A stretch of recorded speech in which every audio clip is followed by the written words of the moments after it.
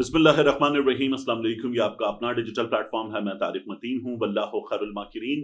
अल्लाह सबसे बेहतर तदबीर फरमाने वाला है, वही बचाएगा मेरे देश को बलाओं से, जो बारिश में शजर से घोंसला गिरने नहीं देता, क्योंकि उसकी तदबीर तमाम तदाबीर की इमाम है। आर्मी की तहवील में, मिलिट्री की तहवील में इमरान खान साहब हैं। ये इमरान खान साहब के बेटों ने रीपोस्ट भी कर दिया है। अमेरिका में मुलाकातें की हैं और उन मुलाकातों के बाद जो उनकी जानिब से इब्तिदाई पैगाम आया है, वो पैगाम यह है कि इमरान खान साहब की रिहाई के लिए जद्दोजहद की जाएगी। और इमरान खान साहब मिलिट्री की तहवील में है, ये उन्होंने ट्विटर पे रीपोस्ट भी कर दिया है। पाकिस्तान आने की बातें होनी है, बहुत कुछ बहुत बड़ा इसके साथ होने जा रहा है, इसके काफी इंप्लीकेशंस होंगे, इसकी इस वीडियो में बात करेंगे। और बानो बीबी और एहसानुल्लाह, इनका मामला यकसर बदल गया है, बहुत बड़ा चेंज इस कहानी में आ गया है, इसकी बात करेंगे। आयशा नजीर जट साहिबा के मामले की, और हम्माद अजहर, वो अपने वालिद के घर पर इजहार ताजियत के लिए, उनके वालिद के सफर आखिरत में शिरकत के लिए जो आने वाले लोग थे, उनके दरमियान हमें नजर आए, इसकी भी इस वीडियो में बात करेंगे। बात करते हैं सबसे पहले बानो बीबी के मामले की। बानो बीबी के वालिद की एक ऑडियो आई, और बानो बीबी की, जिस खातून को गोलियां मारी गई, कत्ल किया गया, उसकी वालदा का वीडियो पैगाम आया। अब ये जो वीडियो पैगाम है, इस वीडियो पैगाम में बानो बीबी की वालदा ने जो बातें की हैं, उनके बाद कहा जा रहा है कि बानो बीबी की वालदा से अब इस केस में पूरी तरह से चीजें तब्दील हो गई हैं। वो कहती क्या है? वो कहती हैं कि कत्ल बलोची रस्मों रिवाज के मुताबिक है, सरदार रिहा कर दिए जाएं, जिरगे में मौजूद लोग रिहा कर दिए जाएं। दूसरी बात वो ये कहती हैं कि मेरी बेटी बानो कोई कमसिन लड़की नहीं थी, 5 बच्चों की मां थी। बेटा नूर अहमद 18 साल का है, वासिद 14 साल का है, फातिमा बेटी उसकी 12 साल की है, सिद्दीका उसकी बेटी 9 साल की है, और बेटा जाकिर 6 साल का है। तो मेरी बेटी जो थी वो 5 बच्चों की मां थी, कोई बच्ची नहीं थी। फिर वो ये कहती है कि बाहैसियत बलोच किसी का दिल नहीं मानता कि एक मां अपने बच्चों को छोड़कर किसी के साथ भाग जाए। वालदा इसे भागना करार दे रही है, लेकिन जब ऐसा हुआ तो जो फैसला किया गया वो गैरत पे फैसला किया गया। और वालदा इनकी गुलजान, वो कहती हैं कि एहसानुल्लाह नामी जो बंदा है, इसके साथ मेरी बेटी 25 दिन तक फरार रही, जो ना सिर्फ उनके घर के करीब रहता था, बल्कि उसने बार बार बानो बीबी के बेटों को धमकियां भी दी और बड़ी कंट्रोवर्शियल वीडियोस बनाकर भेजी। और मेरा बेटा जलाल, उसको भी जान से मारने की एहसानुल्लाह ने धमकियां दी हुई थी। ये अब बानो बीबी की वालदा कह रही हैं। गुलजान वो ये भी कहती हैं कि बेटी को कत्ल किया गया। उन्होंने दावा किया कि हमने जो कुछ किया है वो गैरत के तहत, बलोचों के रस्मों रिवाज के मुताबिक किया, ना कि किसी जिरगे के जरिए या अदालत के जरिए। यानी अब वो जिरगे को, अदालत को, जो लोकल अदालत थी, उसको मुकम्मल तौर पर क्लीन चिट दे रही है कि ये हमने अपने वैल्यूज के मुताबिक किया। फिर वो सरफराज बुट्टी से अपील करती हैं कि हमारे सरदार और जिरगे में शामिल बड़े, उनको रिहा करें। हमारे घरों पर छापे मारे जा रहे हैं और मर्द हजरात हमारे गैर मौजूद हैं जो गिरफ्तारी के डर से निकले हुए हैं। हमें इंसाफ चाहिए, हमने गलत कुछ भी नहीं किया है, ये कह रही हैं गुलजान बानो बीबी की वालदा। बात ये कि इसका मैंने आपसे कहा था ना, ये जो पहलू निकल आया कि जो कुछ किया गया वो गैरत के नाम पे किया गया। बानो बीबी इस बंदे के साथ शादीशुदा थी नहीं थी, और दोनों मर गए। कुछ हवालों से ये सामने आ रहा है कि इन्होंने कुछ अर्सा पहले शादी कर ली थी, ये भी सामने आ रहा है। तो अब वो तो अपनी ये गवाही देने के लिए कि हम शादी कर चुके थे मौजूद नहीं हैं, और उनका शौहर ये कहता है मैंने तलाक ही नहीं दी थी। उनका शौहर जो है बानो बीबी का नूर, ये कहता है मैंने तलाक ही नहीं दी थी। तो भी मैंने आपसे क्या कहा था कि ये मामला जो है वो है अदालत में ले जाने का। ये मामला अपनी जिम्मेदारी पूरी करते हुए कि ठीक है, मेरी बीवी जिसको मैंने तलाक नहीं दी वो किसी और के साथ है, चली गई है, उसके साथ रह रही है 25 दिन से, तो फिर ये मामला, ये तलाक देने का मामला हो सकता था, ये मामला अपने आप को इस मामले से निकालने का मामला हो सकता था, कानून से रुजू करने का मामला हो सकता था। जिस अंदाज में मारा गया, उस अंदाज में मारा जाना हुकूमत बलूचिस्तान के बड़ों ने भी प्रेस कॉन्फ्रेंस करके कहा था गलत है। अब जो वालदा कर रही हैं उसके नतीजे में लोग कह रहे हैं कि ये جرگے کے سردار کو بچائیں گی، باقی لوگوں کو بچائیں گی. بات یہ کہ ان کو یہ نظر آ رہا ہے کہ ان کا بیٹا جس نے اپنے ہاتھ سے گولیاں چلائی تھی وہ بھی اس میں 302 کی دفعہ اس پر لگی ہوئی ہے، وہ بھی جائے گا. تو والدہ اب اپنے بیٹے کو بچانے کے لیے، میں آپ کو بتاؤں سیدھا سیدھا یہ کر رہی ہیں. ہم نے بار بار دیکھا ہے، بہت بار جو لواحقین ہوتے ہیں وہ معاف کر دیتے ہیں. کیا معاف کرتے ہیں؟ انہیں یہ نظر آتا ہے بیٹا ہے، اب ایک تو چلا گیا گھر کا فرد، اب بیٹا ہے، یہ نہ چلا جائے تو معاف کر دیتے ہیں. یہ اکثر و بیشتر ہوتا ہے. پھر ہمارے یہاں قانون سازی ہوئی تھی کہ نہیں، معافی نہیں دے سکے گا فیملی کا کوئی فرد، تو پھر اس کا بھی جگاڑ نکال لیا گیا کہ اب آپ غیرت کے نام پہ قتل وغیرہ نہیں کرتے، مختلف چیزیں ڈالتے ہیں. اور پھر اس کے بعد کہتے ہیں کہ فیملی جو ہے وہی مدعی تھی، اب فیملی جو ہے وہی مدعی نہیں رہی اور ہم معاف کرتے ہیں اور ہم نے جو ہے یہ کیس واپس لے لیا. اس طرح سے مدعی نہ رہنے کی بات کرتے ہیں. لیکن ریاست مدعی بن جائے تو کچھ مشکلات ہوتی ہیں. دیکھتے ہیں بنتا کیا یہاں سے آگے. لیکن ہم نے بڑے بڑے معاملات میں، قندیل بلوچ کا معاملہ ایک مثال ہے، لوگوں کو اپنے گھروں کے لڑکوں کو معاف کرتے ہوئے دیکھا ہے کہ ٹھیک ہے جو چلی گئی یا جو چلا گیا وہ تو گیا، اب ہم معاف کرتے ہیں یہ قتل. تو یہی ان کی والدہ بھی کر رہی ہیں. اور اب ان کی والدہ کے اس بیان کے بعد کہا جا رہا ہے کہ اب تو اس بلوچ سردار کو، ان لوگوں کو جو اس میں ملوث ہے، ضرور سزا ملنی چاہیے، کیونکہ وہ پوری طرح سے سیدھا سیدھا اعتراف کر رہی ہیں کہ مارا گیا ہے اور مارنے والے کیا کر رہے تھے. تو ان کو سزا ضرور ملنی چاہیے. ایک بار مثال ضرور بنانا چاہیے. جرگہ ختم ہونا چاہیے. یہ جو جرگہ ہے نا، جو فیصلہ کر دیتا ہے، مختارہ مائی سے لے کر آج تک جرگے ہو رہے ہیں، جرگوں کے فیصلے ہو رہے ہیں. یہ جرگہ سسٹم ختم ہونا چاہیے. اور یہ جرگے بہت بڑے بڑے جرگے جو ہے نا بلوچ سرداروں کے، صرف ان کی بات نہیں ہے، یہ جو گھروں میں جرگے ہوتے ہیں یہ بھی جرگے ہی ہوتے ہیں، جن میں لڑکی کے گھر کے، لڑکے کے گھر کے یا کچھ دیگر قریبی لوگ بیٹھ جاتے ہیں. طلاق ہو جاتی ہے، اس کے باوجود بھی کہتے ہیں ساتھ رہو گے، واپس کر لو. اور کئی دفعہ وہ آپس میں مل بیٹھ کر فیملی والے، نئی بہو کو لانے والے یہ فیصلہ کرتے ہیں کہ اس بہو کو ختم کر دیتے ہیں. اور کر دیتے ہیں باقاعدہ طور پہ کر دیتے ہیں. آگ لگا دیتے ہیں، زہریلی گولیاں دے دیتے ہیں. یہ ابھی کچھ ہفتہ پہلے بھی ایک واقعہ پیش آیا، ایک بہو کو زہریلی گولیاں دینے کا. تو یہ ہمارے ہاں یہ تمام چیزیں ہوتی ہیں. جرگے تو گھر گھر ہوتے ہیں. ہم کہاں بلوچ، سندھی، پختون روایات، جنوبی پنجاب میں جرگے کا فیصلہ مختارہ مائی والا، ہم وہاں تک جاتے ہیں. جرگے تو گھر گھر ہوتے ہیں. چھوٹے موٹے معاملات پہ تمام بڑے مل کر بیٹھتے ہیں اور بہت بڑے بڑے فیصلے کر دیتے ہیں. تو یہ بہت بڑا معاملہ ہے. اس میں یہ بہت بڑی تبدیلی آئی ہے. عمران خان صاحب کے بیٹے یہ پہنچ گئے امریکہ، اور امریکہ پہنچ کر ان کی ملاقات ہوئی ہے رچرڈ گرینل کے ساتھ. جب رچرڈ گرینل سے ملاقات ہوئی تو اسد ملک صاحب نے رچرڈ گرینل کا شکریہ ادا کیا اور کہا کہ پاک پی ایس سی کی درخواست پر ملاقات کی، آپ کا شکریہ. رچرڈ گرینل نے کہا کہ اس فائٹ میں ہم آپ کے ساتھ ہیں. آپ کو یاد ہے جنٹری بیچ پاکستان آیا تھا، اور جنٹری بیچ کے پاکستان آنے پہ کہا گیا تھا کہ دیکھو اب بلینز کی سرمایہ کاری آئے گی، یہ لائے گا. اور یہ تو بتا رہا ہے کہ رچرڈ گرینل کو جو بار بار فری عمران خان لکھ رہا تھا، اس رچرڈ گرینل کو اے آئی ویڈیوز، ڈیپ فیک ویڈیوز دکھا کے الو بنایا گیا ہے.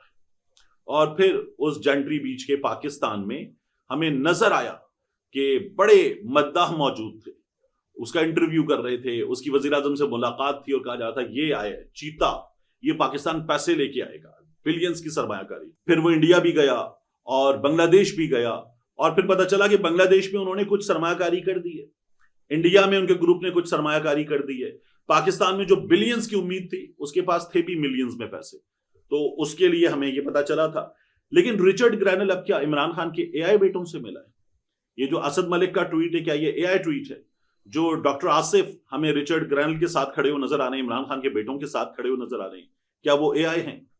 اور ساتھ میں یہ جو انہوں نے لکھا کہ عمران خان پاکستانی ملٹری کی قید میں ہے، اور عمران خان کے بیٹے قاسم نے اس کو ری ٹویٹ کیا ہوا ہے، کیا وہ اے آئی ہے؟ نہیں، یہ سب کچھ ریئل ہے. پاکستان کا سسٹم عمران خان کے بیٹوں کے آنے کی خبر سے پریشان ہوا، یہ ہم نے دیکھا تھا، اور وہ پریشانی ہمیں ٹیلی ویژن پہ نظر آئی. رانا ثناء اللہ کے انٹرویوز میں، باقی لوگوں کے انٹرویوز میں. رانا ثناء اللہ صاحب نے تو پھر کہا آئیں گے، گرفتار ہوں گے، گرفتار ہونے سے وہ عمران خان کے حقیقی وارث بنیں گے. بات یہ کہ اب آپ لوگ کہہ رہے ہیں کہ عمران خان کی جماعت کے لوگوں کے ساتھ 5 اگست کو 26 نومبر سے زیادہ بری ہوگی، ڈبل ہوگا، 26 نومبر کا ڈبل. طلال چودھری صاحب کہہ رہے تھے. تو پہلے آپ نے 14 بندے مار دیے تھے، اب کیا 28 مارنے؟ پہلے جو زخمی ہونے والے تھے ان کی تعداد 150 کے قریب تھی، اب کیا 300 زخمی کرنے ہیں؟ پہلے آپ نے اسلام آباد کے ارد گرد قلعہ بنایا تھا، کنٹینرز کا سڑکیں توڑ دی تھیں، کھود دی تھیں، گولیاں چلائی تھیں، ربر بلٹ چلائی تھیں، اور اس کے بعد اٹک پل پر پولیس آفیسرز کو شرمندہ کروایا تھا۔ اب کیا خیبر پختونخوا کے اندر جا کے کام کرنا ہے؟ ویسے اس کی تو فیڈرل کانسٹیبلری کے ذریعے گنجائش پیدا کر دی گئی ہے، یہ کرنا ہے کام۔ تو یہ تمام چیزیں آپ کو نظر آ رہی ہیں، لیکن عمران خان کے بیٹوں کو گرفتار کرنا خالہ جی کا گھر نہیں ہے۔ یہ ہم پاکستانی جو نا گاجر مولی کی طرح کٹنے والے، یہ بے عزت ہونے والے، یہ وہ نہیں ہیں، یہ برطانیہ سے آ رہے ہیں، یہ ایک بہت بڑی فیملی کے لوگ ہیں، اور یہ ایک بہت بڑے باپ کے بیٹے ہیں۔ یہ جب آئیں گے نا تو یہ ایک انٹرنیشنل پریشر لے کر اپنے ساتھ آئیں گے۔ یہ جو ملاقاتیں امریکہ میں ہو رہی ہیں، ان کا پریشر لے کر آئیں گے، تو یہ سسٹم، اسی لیے اس کے ہاتھ پاؤں آپ کو پھولے ہوئے نظر آ رہے ہیں، یہ گھبرائے ہوئے نظر آ رہے ہیں۔ شاہین صاحب صاحب نے تو یہ بھی کہہ دیا تھا کہ یہ جب پشاور کے ایئرپورٹ پہ اتریں گے تو ان کے ساتھ صحافی بھی ہوں گے، ان کے ساتھ امریکی لوگ بھی ہوں گے، دانشور بھی اور امریکی ایوان کے نمائندے بھی۔ مجھے نہیں لگتا کہ یہ سب بھی ہوگا، ممکن ہے کچھ صحافی ساتھ آ جائیں، لیکن اگر یہ پشاور کے ایئرپورٹ پر اتریں گے تو کیا منظر ہوگا؟ مطلب وہاں تو پھر ان کو استقبال کرنے والوں کی بہت بڑی تعداد نظر آئے گی، اور اس کے بعد وہ اگر مہم میں شامل ہوں گے تو کیا ہوگا؟ لوگ کہہ رہے ہیں کہ پھر وہ باہر نکلیں گے اور یہ جو مظاہرے ہیں، ریلیاں، ان کی قیادت کریں گے۔ مجھے تو نہیں لگتا کہ ان کو کرنی چاہیے۔ میرے خیال میں وہ آئیں پاکستان، آ کے عمران خان صاحب سے ملاقات کریں، ایک آدھ انٹریکشن کریں، باہر جائیں، اور اس سلسلے میں اگر ایک ہائپ کریٹ کرنے کے بعد مزید اس کو آگے بڑھانا ہے تو یہ کام عمران خان کے بیٹے کر سکتے ہیں۔ مگر پاکستان میں رہ کر کیا وہ تقریر کریں گے؟ وہ جس برٹش ایکسنٹ میں بولیں گے، وہ برٹش ایکسنٹ پاکستان میں پڑھے لکھوں کے سر پہ سے گزر جائے گا، تو کراؤڈ کو کیا انٹرٹین کریں گے، وہ کیا بتا دیں گے؟ تو اس لیے بہتر یہ ہے کہ وہ پاکستان آئیں، اپنے والد کے لیے یہاں پر ملاقاتیں کر لیں، اپنے والد سے ملاقات کر لیں، یہاں پر ایک آدھ انٹریکشن کر لیں، اور اس کے بعد وہ چلے جائیں واپس، اور جا کے جو کام انہوں نے ابھی امریکہ میں کیا ہے وہ برطانیہ میں کریں، امریکہ میں کریں، اور اقوام متحدہ میں جا کے ان کو کرنا ہے تو کر لیں۔ پاکستان کا سسٹم اس سے ہی بڑا پریشان ہے، ابھی تک جو کچھ ہو رہا ہے اچھا خاصا پریشان ہے، اور وہ گرفتار کرنے کی باتیں کر رہے ہیں۔ گرفتار یہاں کے لوگ کیے جا سکتے ہیں، گھروں سے اٹھائے جا سکتے ہیں، ڈیرے توڑے جا سکتے ہیں، کاروبار توڑے جا سکتے ہیں، خود نہ ملے بندہ تو اس کے باپ بھائی کو اٹھا لو، گھر میں سے کسی خاتون کو اٹھا لو۔ یہ پاکستانیوں کے ساتھ کیا جا سکتا ہے، ان کے ساتھ نہیں کیا جا سکتا۔ ایک تو وہ برٹش نیشنل ہیں، ان کے پاس یہ نہیں پتا ابھی کہ NICOP, national identity card for overseas Pakistani, NICOP ہے یا نہیں ہے۔ لیکن آپ یہ دیکھیے کہ وہ پھر بھی پاکستان آ رہے ہیں۔ ایک وہ تھے 3 بار کے وزیر اعظم، ان کے بیٹے پاکستان آئے تھے تب جب پاناما چل رہا تھا، اس کے بعد ان کے گھر میں میت ہوئی، تعزیت کا مرحلہ تھا، والد کی گرفتاری کا مرحلہ تھا، والد کے اسپتال پہنچ جانے کا معاملہ تھا، وہ کبھی نہیں آئے۔ والد پھر یہاں سے مفرور ہو گئے، 4 ہفتے کا کہہ کر 4 سال کے لیے چلے گئے تھے، تو کبھی نہیں آئے۔ پھر اس کے بعد وہ پاکستان آئے جب واپس حکومت بن گئی تو پاکستان میں نظر آیا آپ کو۔ عمران خان کے بیٹے کم از کم یہ نہیں کر رہے۔ عمران خان پاکستان میں جیل میں ہے، جیل سے اسپتال نہیں گیا ہے، ملک سے باہر نہیں گیا ہے، اور ان حالات میں عمران خان کے بیٹے ملک میں آ رہے ہیں، تو یہ بالکل مختلف سچویشن ہے۔ اس سچویشن میں عمران خان کے بیٹے آ رہے ہیں۔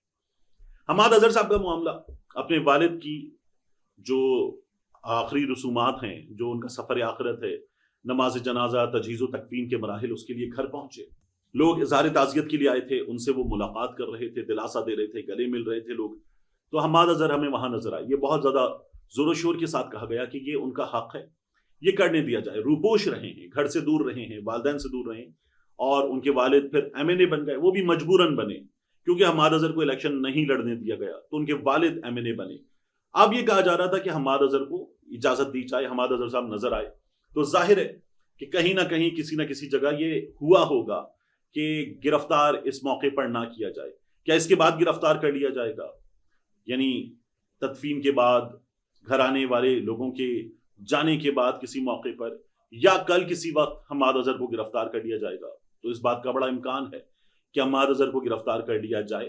حماد اظہر کہتے ہیں کہ مجھے عمران خان نے کہا تھا روپوش رہنا، میں اس لیے روپوش رہا ہوں اور اپنے والدین سے دور رہا ہوں، ان سے نہیں ملا ہوں۔ ایک بار آئے تھے، لاہور میں جلسہ تھا جو مویشی منڈی والا موٹر وے کے ساتھ، وہاں ایک بار آئے تھے حماد اظہر، اور اس جگہ جب وہ پہنچے تھے تو پھر عالیہ حمزہ بی بی پہ پرچہ ہو گیا تھا کہ انہوں نے پولیس والوں سے جھگڑ کے حماد اظہر کو فرار کروا دیا تھا.